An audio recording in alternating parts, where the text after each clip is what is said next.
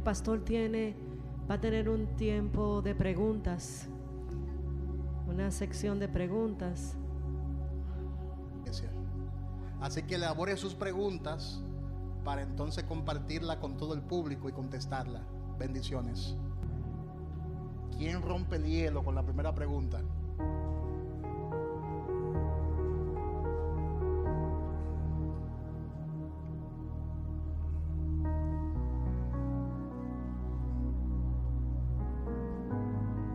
¿Quién rompe el hielo con la primera pregunta?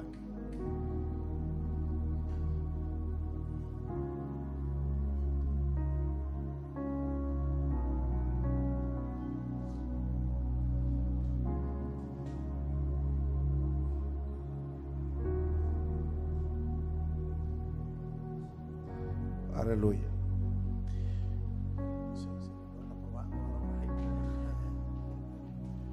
Bendiciones. Pastor, en el orden cronológico bíblico, para tener una aclaración, sabemos que la palabra arrebatamiento en per se no aparece en la Biblia con así arrebatamiento, sino quería para aclarecer algunos pensamientos, ¿no? Y llevarlo en la cronología bíblica. ¿Cómo podemos determinar la palabra arrebatamiento que va a suceder con la iglesia y la segunda venida de Cristo? Porque, me explico, cuando hablamos de arrebatamiento estamos hablando de que el Señor vendrá a tomar a su pueblo como ladrón en la noche. Pero entonces la Biblia sí relata y dice que la segunda venida. Entonces estamos hablando de dos aconteceres diferentes. Uno que es un arrebatamiento, otro que es la segunda venida de Cristo, que todo ojo le verá. Y quería que cronológicamente nos ayude a entender por la palabra lo del arrebatamiento y la segunda venida al mismo tiempo, para separar uno de otro, por favor. Amén. Lo primero es que la palabra arrebatamiento sí aparece en la Biblia. La que no aparece es la palabra rapto,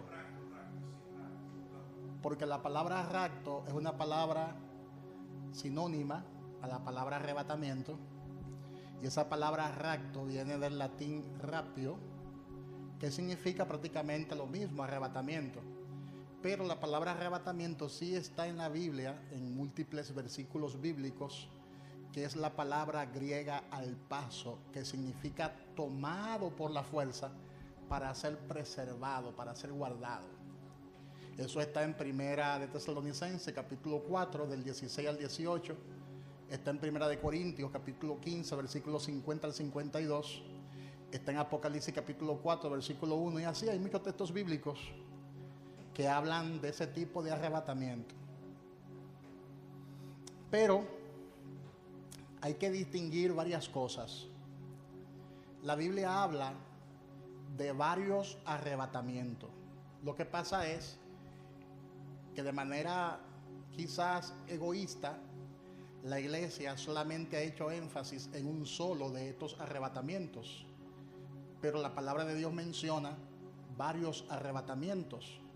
Ya hay uno que pasó en el Antiguo Testamento, ya hay un arrebatamiento que pasó bíblicamente hablando, tomando la palabra al paso como palabra griega, y el arrebatamiento próximo en suceder es el nuestro, el arrebatamiento de la iglesia, pero no es el único, porque habrá otro arrebatamiento en los días de tribulación,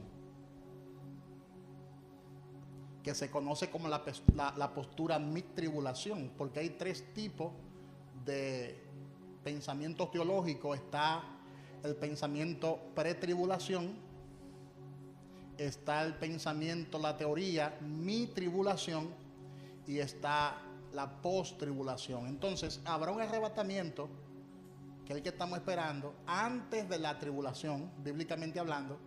Habrá otro que ya es para el pueblo judío y para aquellos que se quedaron en los tiempos de la tribulación. Habrá otro arrebatamiento que la Biblia también registra con exactitud, y ese arrebatamiento se va a efectuar casi al mismo tiempo que la segunda venida de Cristo. Y también se habla sobre un arrebatamiento post-tribulación. Entonces, la Biblia sí habla de esos arrebatamientos, pero son distintos, que fue la pregunta que me hiciste. Sí. El arrebatamiento de la iglesia es distinto al arrebatamiento de los tiempos de tribulación. Son dos arrebatamientos diferentes, pero existen los dos arrebatamientos. Sí, y eso es lo que le preguntaba, que cronológicamente hablando en la palabra, ¿no verdad? Para tener un punto más claro, me gustaría tener esos versículos y capítulos para conectarlo uno con otro, porque sí sé lo que usted me está diciendo, pero me gustaría tener esa cronología bíblica para uno poder entenderlo mayormente, ¿me entiende? Claro, eso es lo que estamos explicando en la clase de Apocalipsis. Estamos explicando Apocalipsis capítulo por capítulo y versículo por versículo. Y en estos días le voy a hablar acerca de esos 3 arrebatamientos que existen. Y el último arrebatamiento se subdivide en 2 partes. Lo que pasa es que muchos se han enfocado solamente en hablar acerca del arrebatamiento de la iglesia, pero son varios arrebatamientos que hay en la Biblia.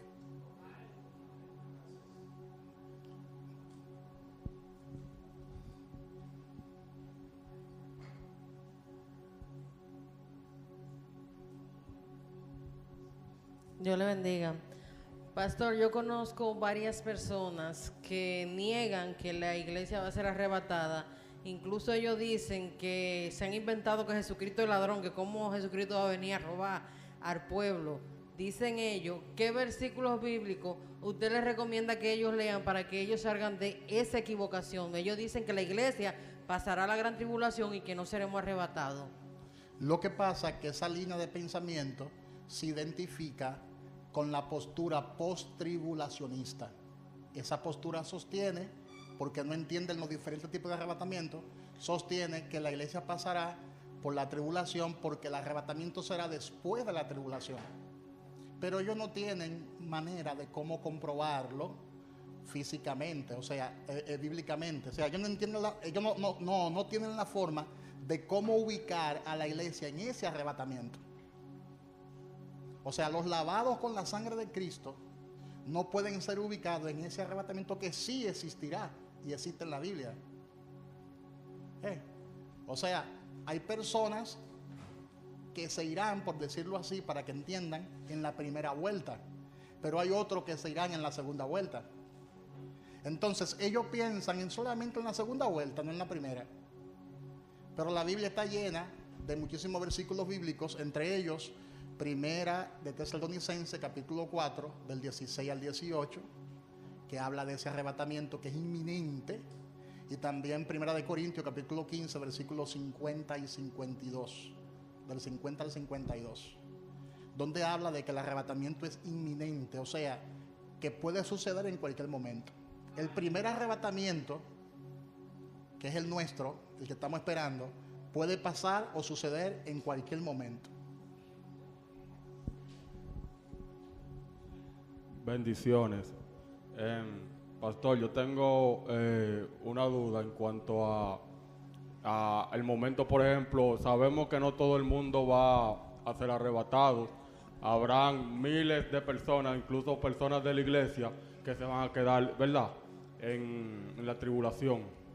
Pero mi duda siempre ha sido, sabemos que el que no tiene la marca de la bestia no va a comprar ni vender, y tiene que pasar por el tiempo hasta que se cumpla, y si permaneces hasta el final, serás salvo. Ahora, ¿cómo sería, un ejemplo, una vida de una persona que se quedó? Porque si no va a comer, ¿cómo estará el cuerpo resistiendo esos momentos de hambre o persecución? Porque tú no puedes quedarte en un lado mientras no estás comiendo, no puedes hacer nada, ni siquiera cuando vienes a ver encontrarás agua. ¿Cómo sería, un ejemplo, ese sistema de una persona que se quede? ¿Cómo sería la supervivencia? Sería como la Biblia lo dice. La Biblia dice que serán tiempos de angustia, cual nunca hubo desde que hay hombre en la tierra, ni la habrá. Oye lo que la Biblia dice. Será un tiempo de angustia, de sufrimiento, como nunca antes se ha visto en la tierra, ni la habrá. O sea que serán días muy difíciles, donde muchos hasta morirán. de hambre, de inanición. Será un tiempo difícil. Vale la pena irse en la primera vuelta, déjame decirte. Y con relación a lo que él dice, es cierto, porque mira por qué hay personas que visitan las iglesias que se van a quedar. Porque son visitas. O sea, son personas que nunca nacieron de nuevo. Por eso hay mucha gente en las iglesias que se van a quedar porque no serán levantadas, porque es que el Señor no las reconoce como su hijo. Porque para el Señor reconocerte como su hijo, tú tienes que nacer de Él. Dice la palabra en Juan 1:12, mas a todos los que le recibieron, a los que creen en su nombre, le dio potestad, es decir, le dio derecho legal de ser hecho hijo de Dios.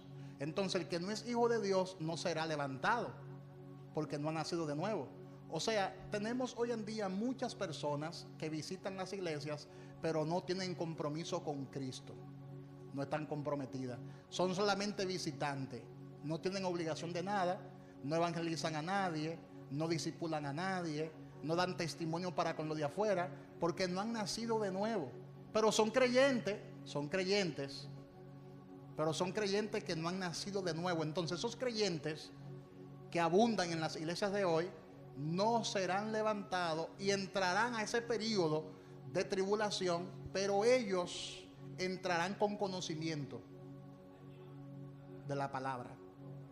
Incluso hay muchas personas de esas que tú le preguntas, ¿tú eres cristiana? Y te dicen que sí, y no hay manera de que tú le contradigas que no, pero no han nacido de nuevo.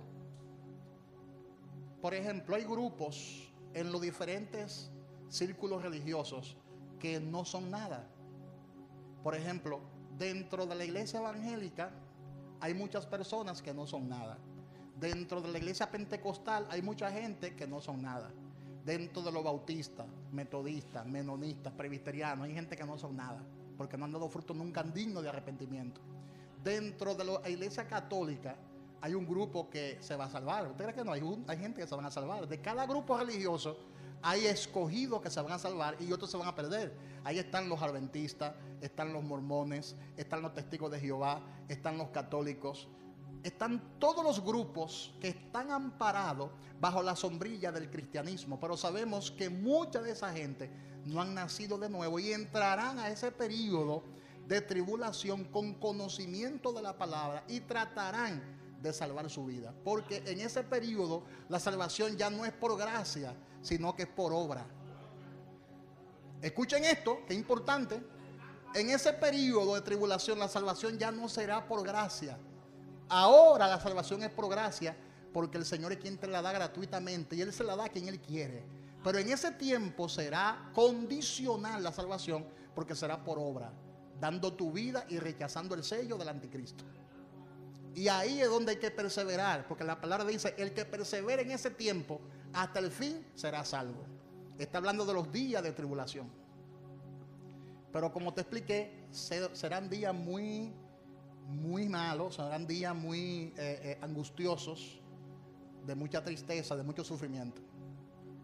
Amén. Yo espero que nadie de aquí, de los que estamos aquí, yo espero que todos los que estamos aquí, seamos levantados con Cristo Jesús. Y que no pasemos por ese tormento que es bastante difícil, ese tiempo de sufrimiento. ¿Alguien más? Bendiciones, pastor. Amén. Yo quería preguntarle, porque yo había leído hace un tiempo y estaba teniendo esa conversación con otras personas y no teníamos respuesta. Yo había leído en Apocalipsis que se decía que en ese tiempo de la tribulación muchos buscarán la muerte y no la encontrarán. Entonces yo quiero saber en qué contexto está hablando, porque según usted nos ha explicado, la gente efectivamente sí va a morir porque dará su vida por el evangelio. Entonces, ¿en qué contexto se nos está diciendo que las personas buscarán la muerte y no la encontrarán? La palabra habla de forma clara sobre eso, diciendo que hay muchas personas que ansiarán morirse, porque es tanto el sufrimiento, es tanto el dolor, que ellos tratarán de morirse y no encontrarán la muerte.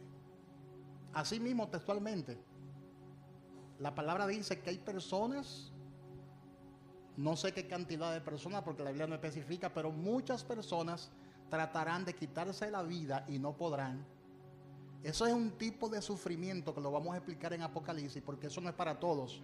Eso es parte de los juicios que van a caer, ¿ves? Porque la palabra de Dios habla de 21 juicios apocalípticos. Hay 7 copas de ira, hay 7 sellos y hay 7 trompetas. Y cada uno de esos juicios que menciona Apocalipsis son diferentes. Son diferentes grados de sufrimiento y de tormentos. Entonces no a todo el mundo le tocará ese grado.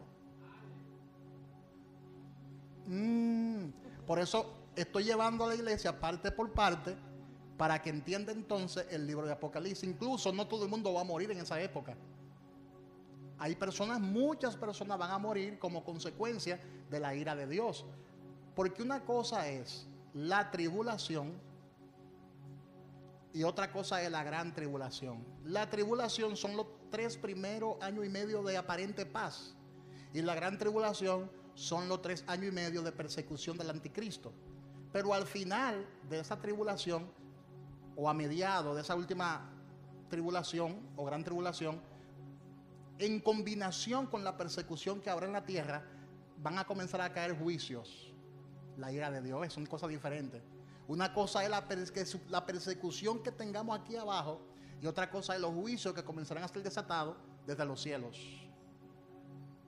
El sol se convertirá en tiniebla, la luna en sangre, también el sol va a calentar más de su fuerza. O sea, van a ser tiempos angustiosos, porque la gente va a tener persecución abajo y juicio cayendo de arriba.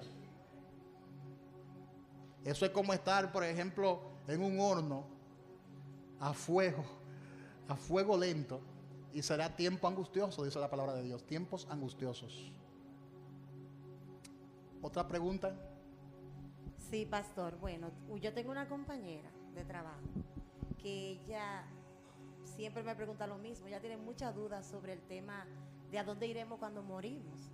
Entonces ella dice, Yajaira, cuando uno se muere, ¿uno va directamente al cielo o uno va a dormir? Entonces hemos leído algunas citas donde en una cita bíblica nos dice que los muertos en Cristo resucitarán primero. Ella dice que están durmiendo porque van a resucitar. Pero en otra cita ella me dice, Yajaira, pero cuando el rico y Lázaro murieron, el rico se fue al infierno directamente y Lázaro fue al cielo. Entonces yo quiero que tú me expliques, Yajaira, ¿dónde iremos cuando vamos a morir? Entonces yo quiero que usted me dé una sugerencia con cita bíblica donde yo le pueda explicar a ella claramente y ella no tenga esas dudas. Amén.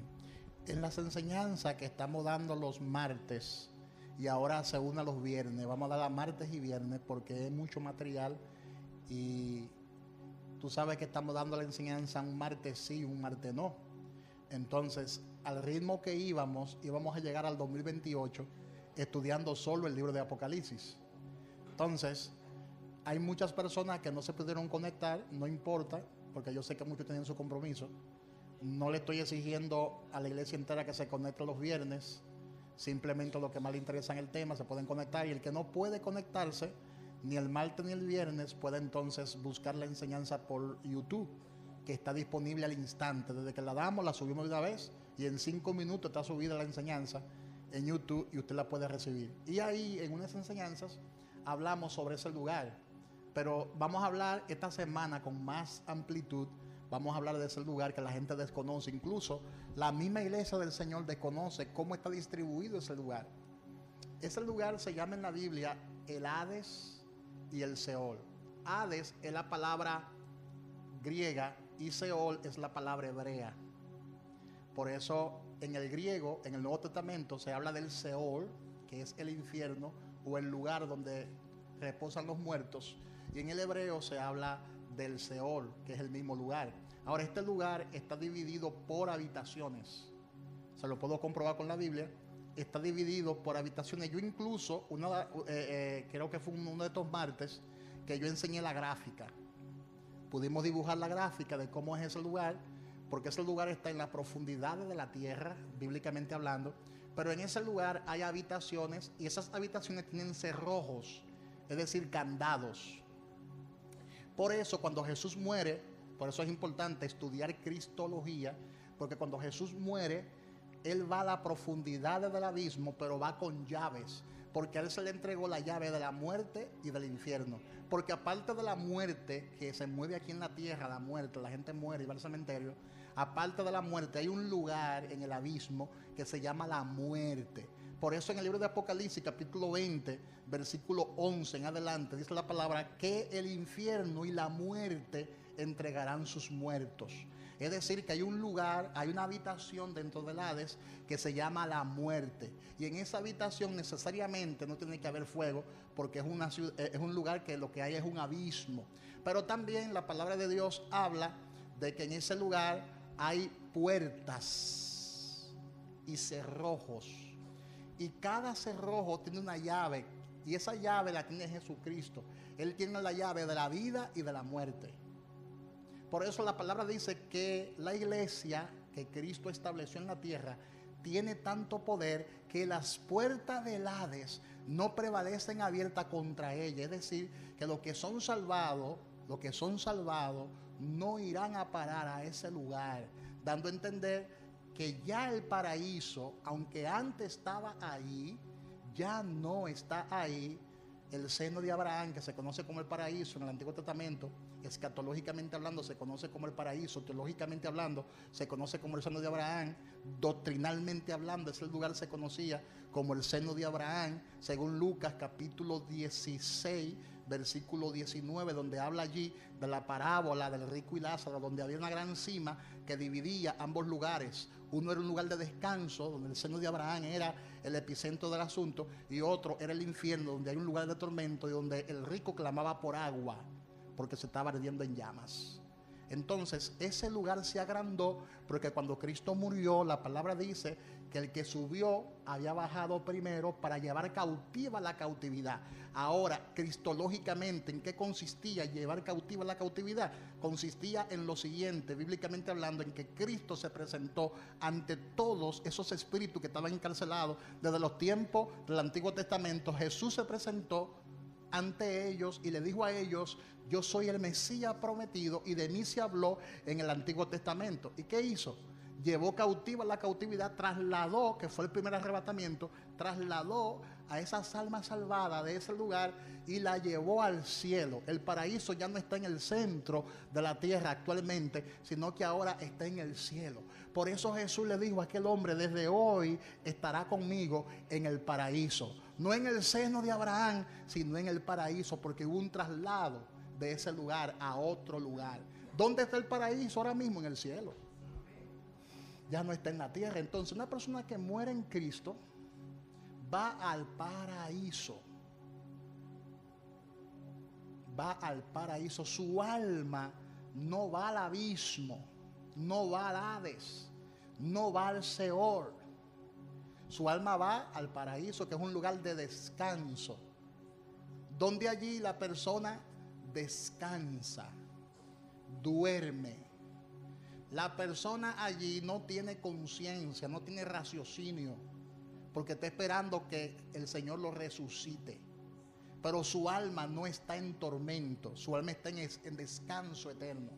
Ahora, el que muere sin Cristo va entonces a ese abismo, a ese Hades.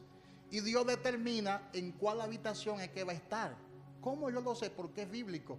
En ese lugar llamado Hades hay diferentes tormentos, hay diferentes niveles de tormentos. Pero es tormento, pero hay diferentes niveles de tormento. Hay gente que serán atormentadas más que otra. ¿Cómo yo lo sé? Porque Jesús dijo en los evangelios, Jesús dijo que será más tolerable el castigo de Sodoma y de Gomorra que el castigo que va a merecer los habitantes de esa ciudad. Fue que Jesús entró a una ciudad y no lo recibieron, ni recibieron la palabra, y el Señor dice, se indignó, y el Señor Jesús dijo: el pecado de esa gente es tan grande que lo que ha pasado con los que murieron en Sodoma y Gomorra no se compara con lo que ellos van a padecer en ese lugar de tormento llamado el infierno, indicando que en el infierno hay grados de tormento. Es decir, no es el mismo grado de sufrimiento que tiene Hitler, que mató a millones de judíos, que el que tiene un ladroncito que se robó una gallina y que murió sin Cristo.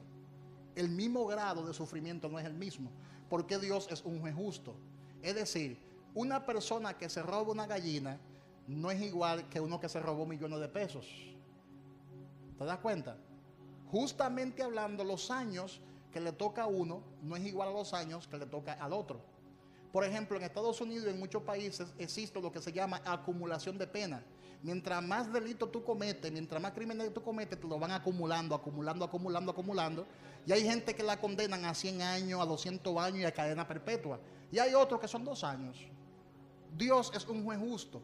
El que cae en el infierno no lo salva a nadie ya. Pero en el infierno van a recibir diferentes grados de tormentos. Amén.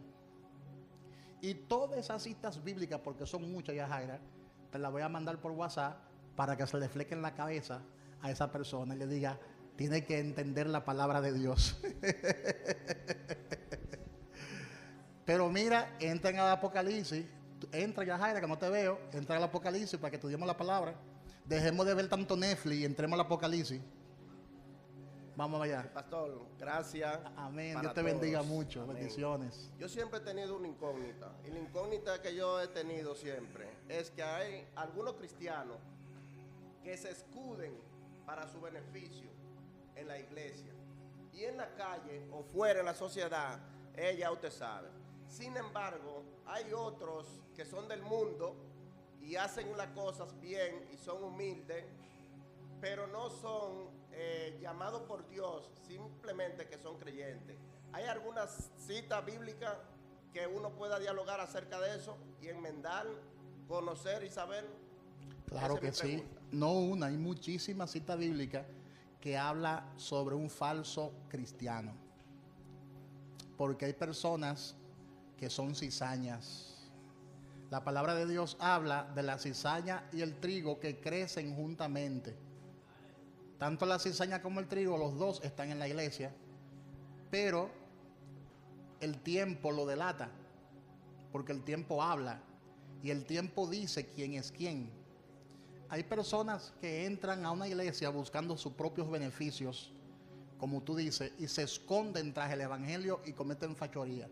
Esas personas no son nada. Por eso la palabra de Dios habla de falsas iglesias.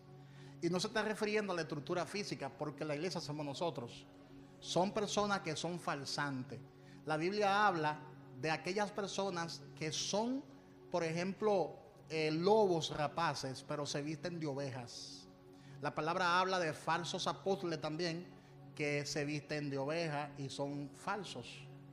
Entonces, hay personas, por ejemplo, en el mundo que en su comportamiento social son hasta mejores que muchos que se llaman cristianos. Entonces, la palabra lo que dice es que el Señor ha pasado por alto, dice la palabra, el tiempo de esa ignorancia y ahora manda que todos los hombres se arrepientan. O sea, aquí hay una situación. Ambos deben arrepentirse. El que está fingiendo que es y no es nada, y el que no es pero se comporta bien. Entonces ambos necesitan salvación. Tanto el que está afuera, que se comporta bien, tiene una buena conducta, pero no ha nacido de nuevo, le hace falta eso. La palabra dice, tiene que arrepentirse. Y el que está fingiendo que es pero que no es nada, también la palabra dice que tiene que arrepentirse, porque ya el tiempo de la ignorancia ya pasó. ¿Qué significa eso? Que ya la ley ha sido dada y nadie puede alegar ignorancia. Eso es lo que significa eso. Es como cuando el presidente de la República promulga una ley. El Congreso la aprueba y el presidente pues la confirma. Aunque tú no conozcas esa ley y comete un delito en la calle, tú no puedes alegar que has ignorado la ley, ni que tú no conoces esa ley, porque ya fue promulgada.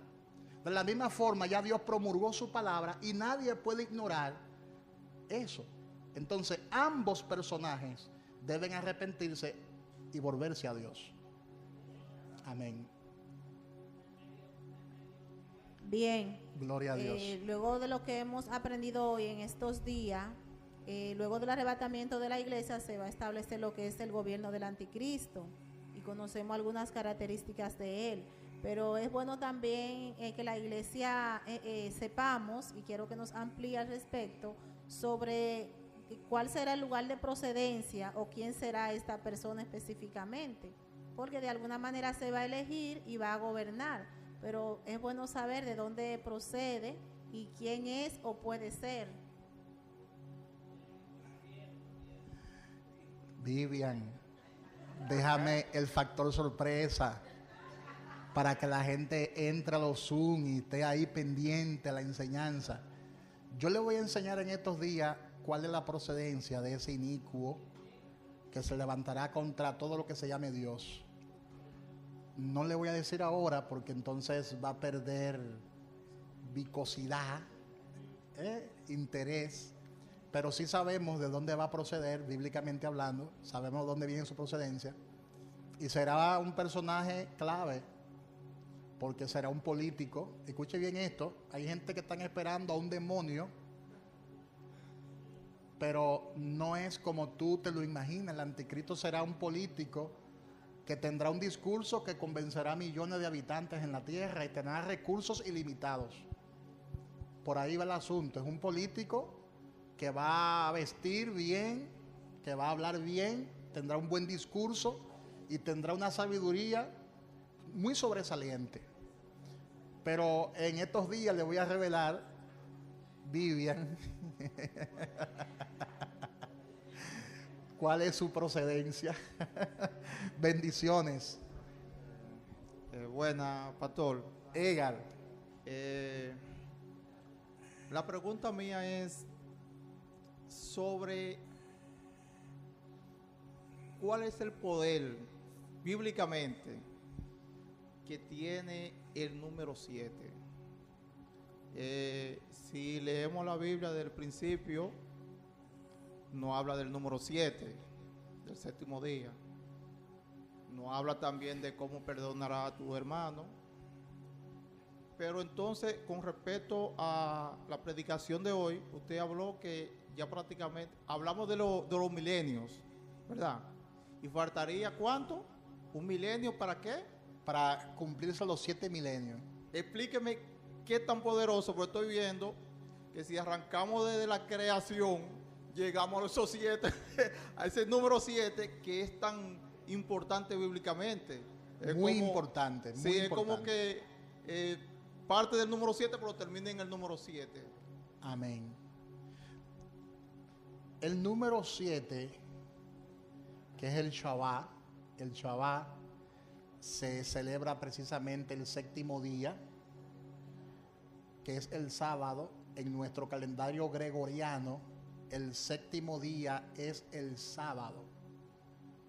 Pero en el calendario hebreo, el séptimo día es el sábado. En el calendario gregoriano, que es el nuestro, el séptimo día es el domingo. Pero en el calendario hebreo, el domingo es el primer día de la semana. Amén. Entonces, el 7 es un número significativo en la Biblia porque significa perfección, consagración y santificación. Ese es el poder que tiene el 7.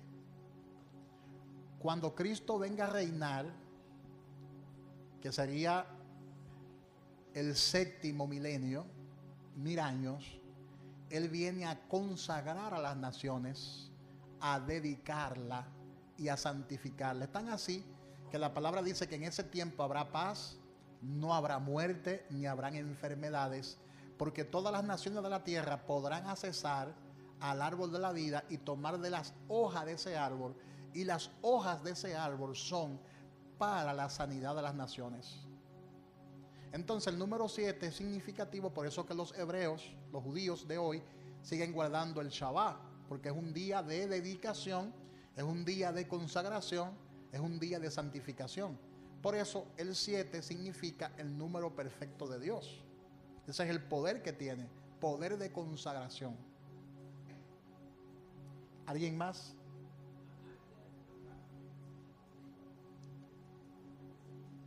Dice mi esposa, mi amor, faltan 6 minutos para la 1. A la 1 terminamos.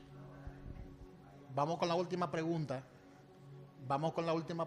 ¿Quién es?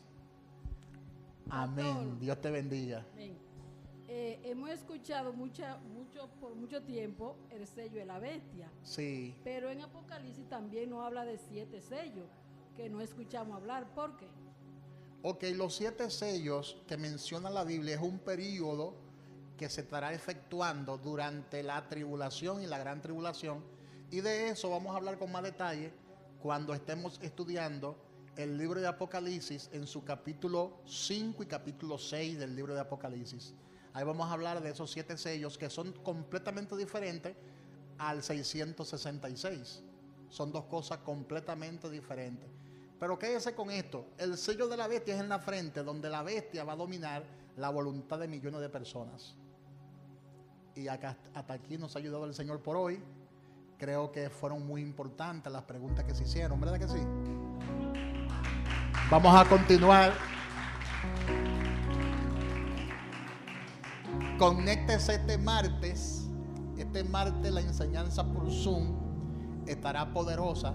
Si usted no pudo conectarse el viernes pasado, busque la enseñanza que dimos el viernes pasado para que estudie el contexto de las 7 iglesias que menciona el libro de Apocalipsis. Amén. Y muy pronto vamos a hablar de los diferentes arrebatamientos. Mira por qué es importante que usted acceda a esa enseñanza, porque la mayoría de las iglesias solamente conocen un solo arrebatamiento, un solo. Y la palabra de Dios habla de 4 arrebatamientos, porque el último arrebatamiento que se divide en 2. En 2. Hubo uno que ya pasó.